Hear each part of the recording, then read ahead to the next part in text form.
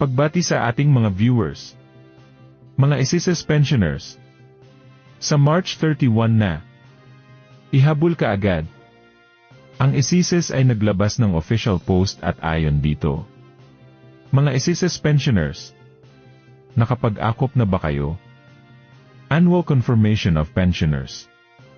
Kung ikaw ay pensioner o survivor ng namatay na miyembro na ipinanganak sa buwan ng Marso, may panahon ka pa para mag-comply sa akop bago matapos ang buwan na ito. Paalala, ang mga retirement pensioner na death survivor pensioner din ay kailangang mag-submit ng dalawang magkaibang akop pensioners reply form.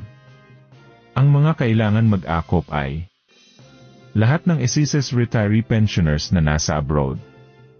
Lahat ng retiree pensioners na nasa bansa, ngunit 80 anyos pataas lamang. Lahat ng total disability pensioners. Lahat ng survivorship pensioners. At mga dependent children under guardianship. Ikaw ba ay kasama sa dapat mag-comply sa akop? Muli, ito ang Senior Balita naghahatid sa inyo ng makabuluhang balita at totoong impormasyon.